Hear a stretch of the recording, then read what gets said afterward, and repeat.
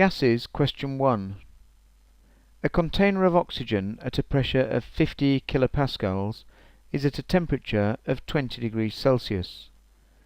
Assuming the gas behaves ideally, calculate the number of moles of oxygen in the container if it has a volume of 0.18 cubic meters.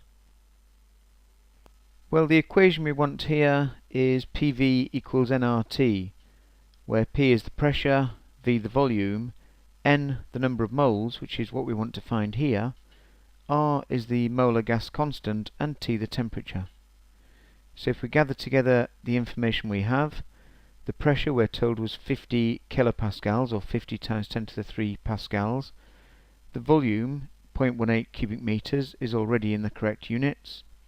The molar gas constant we're given in the datasheet as 8.31 joules per Kelvin per mole, and the temperature was 20 degrees C. Adding on 273.15 gives us 293.15 Kelvin.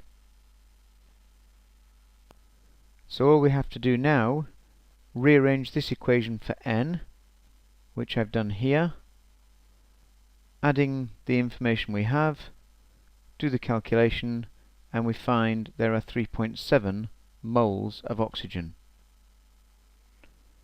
Next we're asked, if the temperature is increased to 80 degrees C, calculate the new pressure of the gas. Well, we can again use PV equals nRT and rearrange for P as nRT over V. Then, putting in all the information, we've just found N, the number of moles, is 3.7 moles.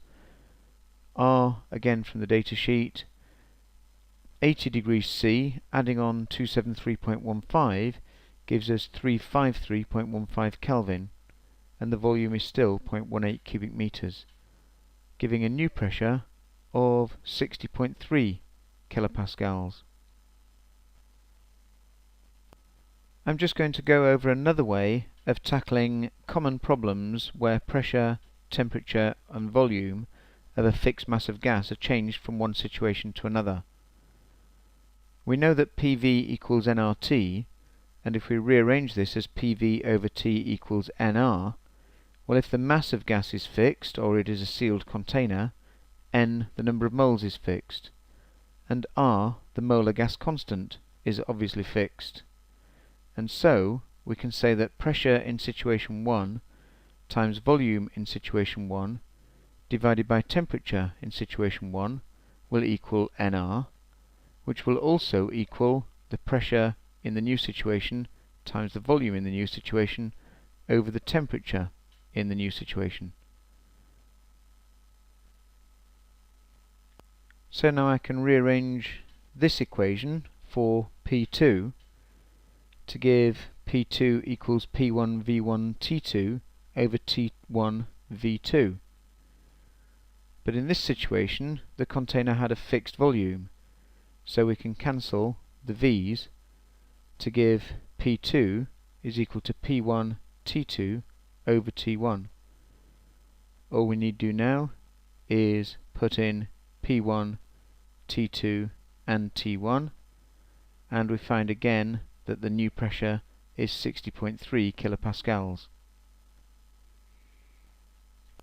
Now we're asked to calculate the mean square speed of the molecules at this new temperature, and we're given that the molar mass of oxygen is 32 grams per mole. Well, here we need this equation where the kinetic energy of a gas molecule is equal to 3 over 2 kT.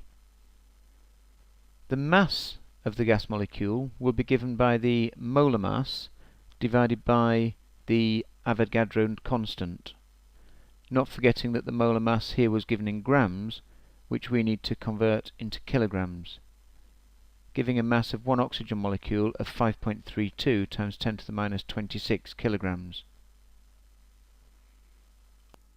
We also need to know the Boltzmann constant, which is given on the datasheet as 1.38 times 10 to the minus 23 joules per Kelvin, and the temperature was 80 degrees Celsius.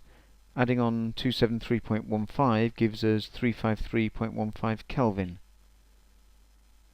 Next we can rearrange this equation to give mean square speed is equal to this expression. The 2's cancel to give 3kt over m. All we need to do now is put in the numbers, perform the calculation, and we get a mean square speed of 2.75 times 10 to the 5 meters per second.